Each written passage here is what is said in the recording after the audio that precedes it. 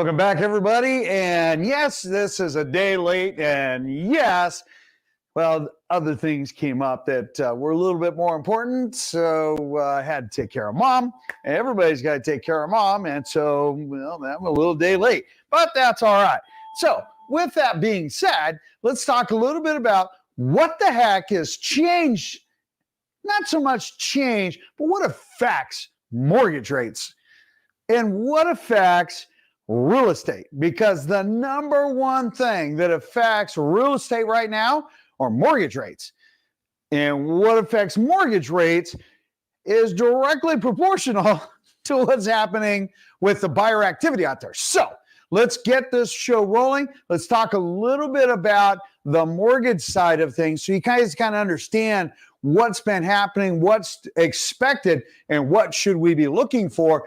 Then we're going to dive right into the real estate markets and trends and where we're at. And yes, we're actually doing all things considered very well. So let's go ahead and bring up our first slide here. So mortgage apps rise 8%, and volume of as far as actual purchases has actually softened just a little bit. You can see that when we take a look at the fund, it's almost at 7% again because it bopped up a little bit. Not uncommon because of some of the things that are happening out there in the industry. Now listen, when we take a look at what's going to affect what mortgage rates do, because the feds don't control long-term mortgage rates. They can't have an effect on them, but they don't control them.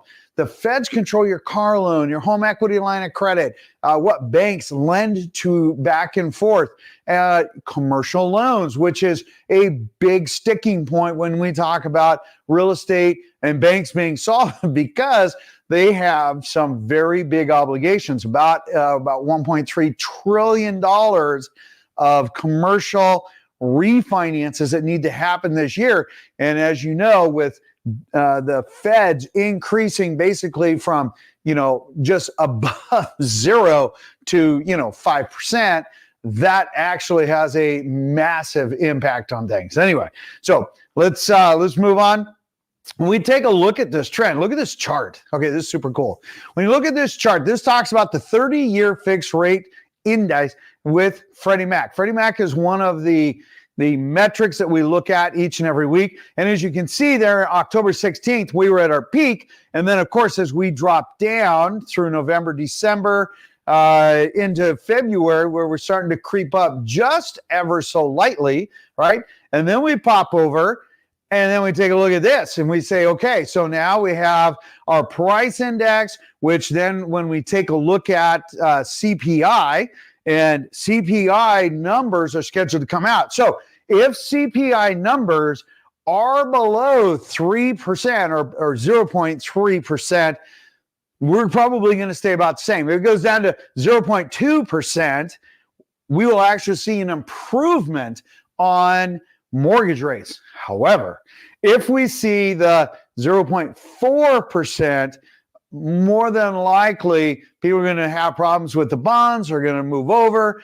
and that's going to have a volatile effect on mortgage rates, because remember, they're publicly traded. Look at your 10-year treasury. It's not part of the 10-year treasury. It's a good metric to follow, but look at your bonds, look at your mortgage-backed securities. Those things will tell you what to expect with mortgage rates. All right. So when we pop over and we take a look at this, you need to make sure that you like, subscribe, and share if you like this information. Hey, listen, it just tells us we're doing a good job and it helps others. All right, moving on. Look at Freddie Mac. Let's blow this back up again. So Freddie Mac, which like us uses a running 7-day average, but there's lags just a tad bit. You can see that it's 6.64%. It's actually just a tad bit higher. It'll probably come back down because we, again, should be getting, I believe it's this week or early next week. I believe it's this week. We're going to get the CPI numbers, and that is going to be a big deal.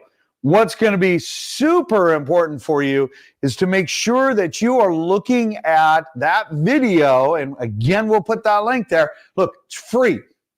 It doesn't get any better than that. It's free. It's a It's a video that walks you through the 5 most critical things you need to know when getting quoted mortgage rate. Listen, okay, here's the funny thing. All right. Well, I'm not sure it's so funny. So I had a client call me like, George, you're not going to believe this. I can get a loan at 6.3%. That is better by half a point than everybody else is offering today. And I'm like, really? That seems a little low. That sounds like marketing. What the heck? And so he sent me to the site and I looked at it and I went, oh my gosh, dude, go watch the video. Listen, first, they only allow you a $380,000 loan amount. And the home has to have a value of no less than $500,000. Dude, that's $120,000 you got to put down. What? Plus, you have to have 780 credit scores. Okay, so I have to have super high credit scores. Okay, but I can only have a loan balance of $380,000. Look, the mean property, the medium value of a home in our areas is over $780,000. That's well above that. So that means you'd have to put gobs and gobs of money down. Listen, watch that video. It's free. It is super important. It will give you some really great insights. Moving on. All right. So when we pop this thing back up here and we take a look at our next slide, here we go. That is a mortgage calculator. This, again, will be made available for you so you can go and take a look at it. It's free. What's the benefit? Look, you can compare. You can compare 4 different mortgages at one time. And if you have hey, should I refinance? Look, there's a free refinance calculator there for you. It's super simple. There is a calculator that allows you to do 1 mortgage, but it's always nice to take the quotes, put them side by side, and do a report and see which one makes the greatest amount of sense for you. And it's free. Here's the super cool part. If you have a question about it, you can actually say, send this to George for comment. Well, something like that. And it'll send it to me and I can take a look at it and help you understand. Look, there's no cost. I don't do mortgages, but it will help you understand and make a better business decision. Moving on. All right. So when we take a look at this next slide, we talk about the real estate as far as what's going on in the Northwest MLS. Okay, so a lot of people say that we've got a pretty positive market, and I tend to agree with that. There are the naysayers out there, but let's take a look at our running 7-day average here, right? So we've had 792 homes that came on market, okay? And then we had 1,116 that went pended or off market. So we're still seeing more homes going off market than we are seeing on market as we draw down our inventory. And we're going to see those numbers here in just a little bit. We have 585 closings, and we will start to see that ramp up, that will start to match our pended homes. Although we did see 92 homes that came back on market where the seller lost their buyer. All right. Now, if we take a look at, and some people say, you know what, George? Is the market really that good? Are we really doing that well? Well, the answer is yes. And one of the things that we're one of the top 5 markets throughout the United States, and we're considered the sweet spot. All right. I just wanted to be sweet, so I could be sweet spot. Anyway, with that, let's take a look at something that is super cool. This is actually put out by the Federal Reserve. And it's an interactive map, and let's take you through this really fast. This is super cool because it's going to talk about, or it's going to show you, I should say, what some of the appreciations are that we're seeing month over month and year over year, and all that happy stuff. Hang on a second. All right, so we have the Federal Reserve Bank of New York, and this is an interactive map. So what they're looking at are the mapping changes because our December 23 numbers are in. Basically, what did numbers do? So when we come down here, we can see that if we watch, this is the United States average, and then this will be the county. So you can see Snohomish County is up 5.9%. Okay, that's awesome. Down here, King County was up 4.4%. We've got Skagit at just under 1%, Whatcom at 4.9. Then when we have the brown over here, I guess tan maybe, you can see that those were areas that went down a little bit. Brown, Kittitas, they took a pretty pretty healthy beating at almost 19%. However is the core areas, as you can see, like here when we have King County, and then of course we dump down into Pierce at 4.4. When we hit Lewis, actually if we hit Thurston, 4.7, and then 3% for Lewis, you can see that we actually have done relatively well. All right, now let's take a little bit of a deeper dive. Let's go and just delve right back into the MLS, although I will put that link there. I think that is a super cool link for you guys. It's just fun because it'll take you back a lot of years and you can see how things change on a monthly basis. And in fact, it's super cool to see, what happened through 2008 through about 2014. Then the first time buyers and industrial buyers came in and did some absolute massive, buy-ups and absolutely dropping our inventory down.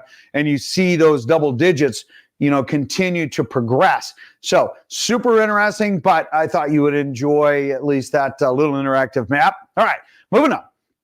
When we take a look at this. So one of the key metrics that we look at is the average active price, meaning that a home that is active versus the one that is sold. Let's open this up. Let's go through this one real fast. Hang on. When we take a look at the year-to-date for active average prices, meaning the average price for homes actively available for sale versus the average sold price.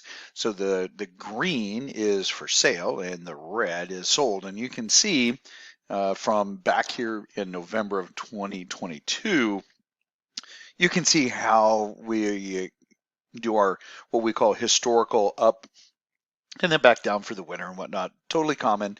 Note that the active is definitely a little bit higher when we talk about the loop, and it is the average of the two.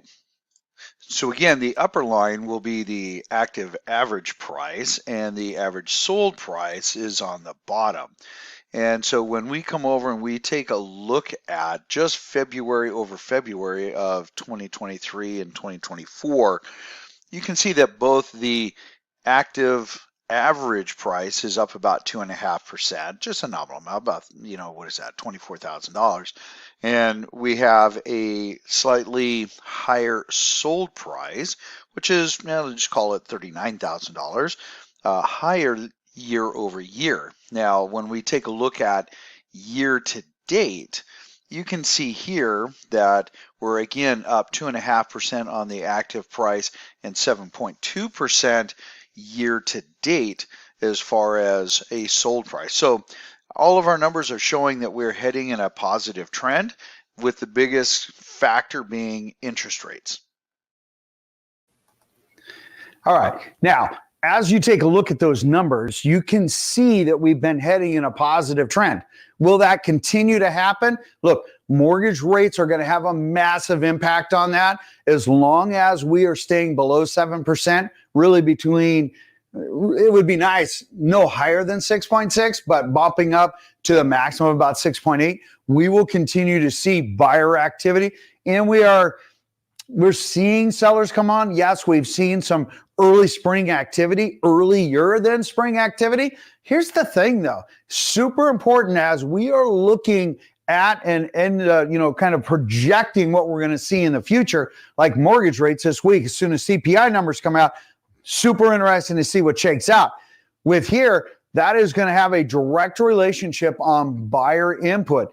The one area that the buyers are a little bit more aggressive on is new construction. We'll get there in just a little bit. So let's move over. So look at this. So when we take a look at our quote unquote Northwest MLS, looking at residential only, you can see that our inventory on the right hand side there is down 8.6%. Super crazy. Actually, let's do this. Hang on. Let me scroll this back. Let me dial this in a little bit tighter for you. So when we take a look at our year over year for the Northwest MLS, we can see that the inventory again is dropping down. Naturally, our new on market is down, but not quite as much, and the disparity is not even 100 homes. When we look here, we can see that we're down 3.9, basically 4% on solds that have closed. And again, we're looking at 4.3% less on pended. What's super important to understand is these numbers actually are still pretty small. That we didn't see the big disparity like what we saw last year. So when we compare that against the February of 2024 versus February 2023, again, you can see that all of our numbers are quote unquote in the downward trend. When we look at it, so pended, we're off about 53 homes, sold off about 156. When we take a look at the new on market, we're down 82, and then inventory available is down 549. Part of that, again, is because we are drawing off more homes every single week, drawing off more homes than what come on market. All right, now let's take that, and we said we were going to talk about new construction, and then we're going to talk about the REOs, or the bank-owned foreclosure side of things. Let's roll over and take a look at our new construction chart. Let's blow this up. Hang on, let's blow this up and take a look at that. Now, just like last year, new construction is actually down a little bit as far as inventory and new on market. But as you can see, they're actually up when we look at pended sales and closings. You can see that we're a little bit higher. And so that's really great news, because with all of the incentives, we're still seeing a lot of velocity with new construction going off market. Super crazy how some of those numbers are working out. Let's delve into bank owned. Now understand, bank owned even today. So there's one bank owned condo that's out there, and we actually had an inquiry, and they said, George, is that condo really 300 and I think it was like 75,000 in Bellevue, 2-bedroom, 1-bath? I'm like, it is. What's the takeaway? Well, the takeaway is the fact that they did quite a few capital improvements, and the homeowner's dues are $975 a month, which is crazy insane. So that is super steep. Plus, this bank, which happens to be a VA bank-owned home, you also have to pick up title insurance, their side of escrow. So you're going to pay, if you're financing, you're going to pay title twice, because normally the seller pays for it once. Plus your escrow fees and other recording fees, because, well, VA doesn't pick those up. That's kind of unique to them, whereas the other organizations, like Fannie, Freddie, HUD, USDA, they pay their own customary fees, but not VA. Well, who knew? Anyway, well, I guess I knew. Anyway, moving on. Let's move this chart along, and let's take a look. Let's zoom in on our bank owned here. So take a look at this. So again, we do have our wall of shame, but when we take a look at it from year to date from last year, so we're only up 20 homes as far as existing, bank-owned homes. Here we're up 16, homes that are newer, and actually this is a little bit less, all funny things considered. And then 9, and then 8. Even though over here, it says, hey, our solds are up, almost 53%. That's 9 homes. When you're dealing with such tiny little numbers, naturally that has a big play in things. Now, when we take that, let's say we compare it down, say look at February and February. Okay, so what we have are 20 more homes. It's actually, less than what they have there. And then, of course, we're only 3 more new active. Now, that's pretty much small potatoes, even though it says we're up 71%. Some of these are not real REOs. They're actually normal sellers with listing agents, being being part of that wall of shame. Then down here, look, we're down 1 home, but it says, hey, we're down 25%. But okay, so yeah, all right, it's 1 home. And then of course on pended, look, we're up 2 pended sales, which says, hey, gosh, you're up, 33%. Well, okay, that's 2 homes. So again, when you're dealing with super tiny numbers, that is what happens. So again, our REO inventory and everything else, it's super small, peanuts, not a big deal. All right. Now, just understand our market, all things considered, is doing really well. So for the naysayers out there, keep saying it because, eventually, sometime, somehow, it will be coming to fruition. You've been saying this since 2020 that everything was going to crash and burn. We did not say that. Go back and watch our videos and you'll hear that I said that will not happen. In fact, we'll continue to be aggressive. And our prediction for everything is super, super accurate. So when you take a look at it, and if you want super accurate information, listen, look, all we ask you to like, subscribe, just let us know what you're asking, or I guess you would let us know if you asked a question. Anyway, ask questions. We love to answer them. There's no strings attached. In the meantime, have an absolutely beautiful day, and I will see you on the next video. Take care.